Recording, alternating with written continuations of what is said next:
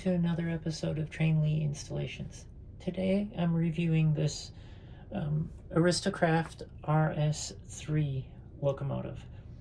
I just recently upgraded it, or finished upgrading it, with a Zimo MS950 series decoder, and I did do a little bit of customization to the original sound project for a 16-bit decoder from Heinz-Dappen. And I'm going to go ahead and review all those different functions. And as tradition for me, when I do an installation, I assign, during the programming of the decoder, I assign it the DCC address, which reflects the same as the locomotive's road address. So this particular DCC address, or the DCC address for this particular locomotive, is 1546. So let me bring it up on my handheld here, and then I'll go ahead and talk about the different functions. So to turn on the sound, it's traditionally F8, and that gives a startup sound and a shutdown sound. So here's the startup.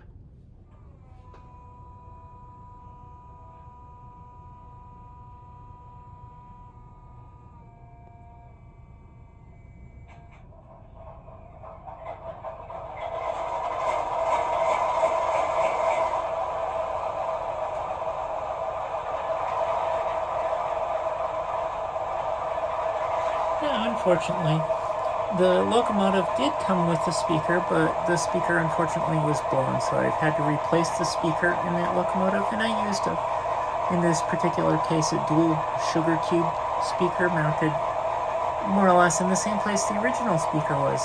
I did have another speaker that was the right dimensions. Unfortunately, the depth of that particular speaker interfered with the location of the decoder. As you can see here, here's a before and after of the installation. Okay, now that we've got that, let's start with F0 turns on the headlights, and when the headlights are turned on using F0, the number boards are turned on both sides, and the cab light is turned on. And the respective headlights based off of the direction. So in other words, if it's going forward, the front headlight will come on. If it's going backwards, the rear headlight will come on. When you go into shunting mode, I have it turn on the front and the rear headlights at the same time.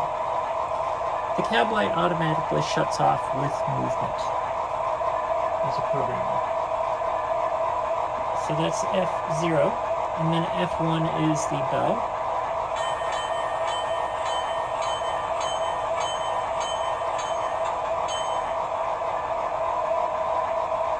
F2 is your highway crossing horn.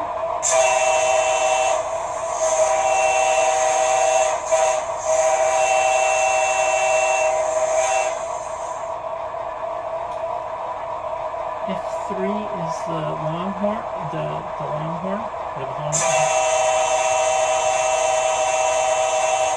And that's a playable horn, meaning so as long as you have the button depressed, it will play that sound. F4 is the short one. So you could use that just for starting. If you're moving forward, you would just go do that. If you're going in reverse, you might do this.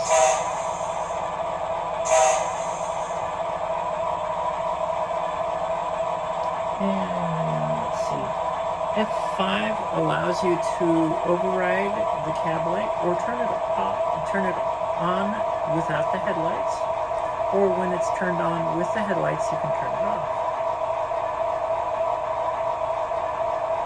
As example there, it's kind of hard to see. F6 turns on the smoke generator.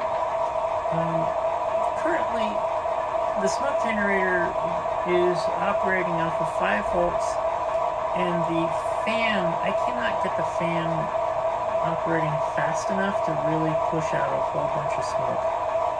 It is running now. It takes a minute sometimes to heat it up. Let's see.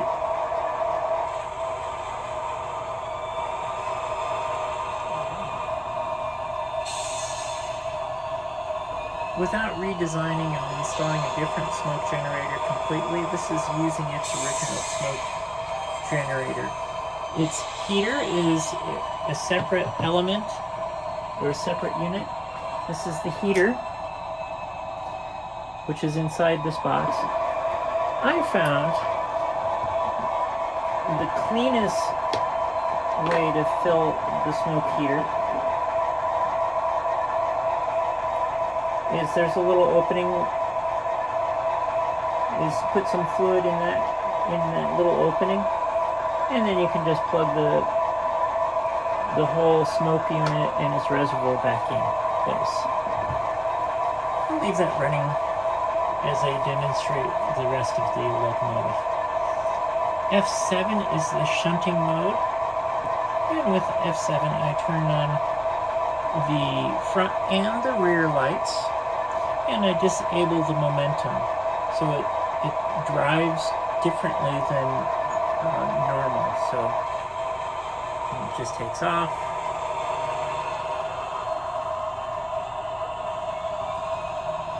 And that's with the shunting mode on.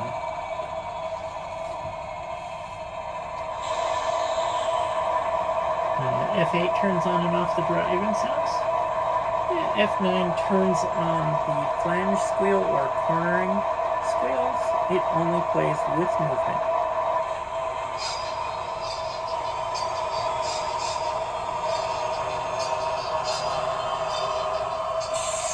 And it is a 2-speed version, so it has 2 different sounds at different speeds.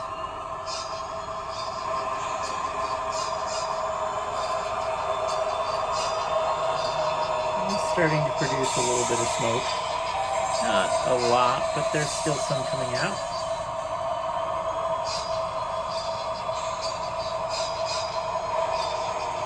Turn that off. Let's turn that back on.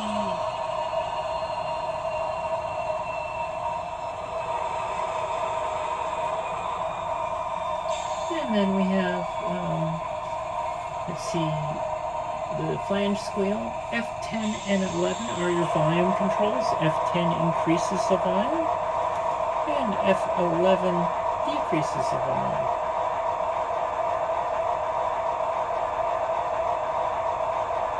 So F10, and you can hear it getting much louder. F12 is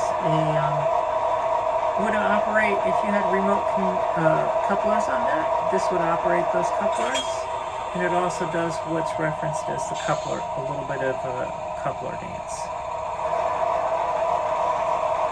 And then F13 is the coupling crash, as if you were crashing the 2 couplers together. The cars. F14 is what they reference as a fixed diesel step. It is now,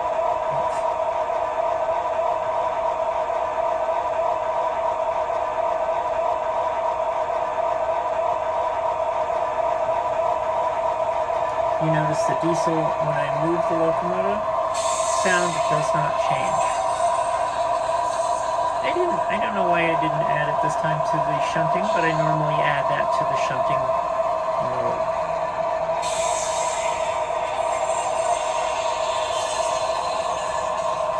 And let's see. F15 is a different driving mode. That is what's referenced as the light mode.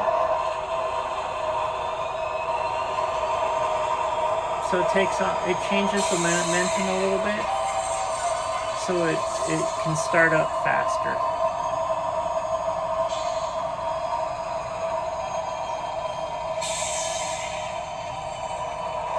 F16 is referenced as an engine brake.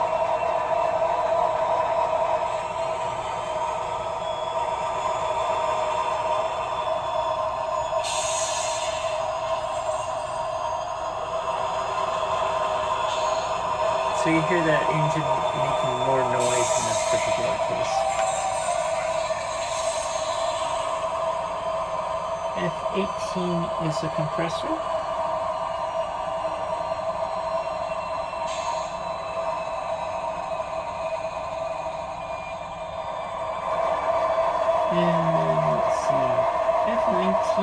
20 are for the handbrakes, it says. As tightening a handbrake.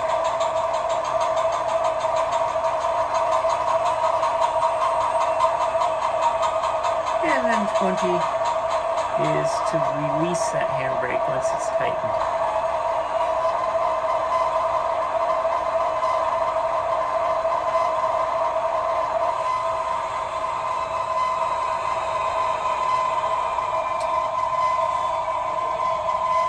So with that, like I said, unfortunately the smoke, it does produce smoke, but without changing out the original smoke generators that it came with, it is not, I can't use the particular decoder to drive it fast enough, or drive the fan fast enough. I did play with that a little bit. Other than that, this is a recent conversion that I just finished, and thank you for watching.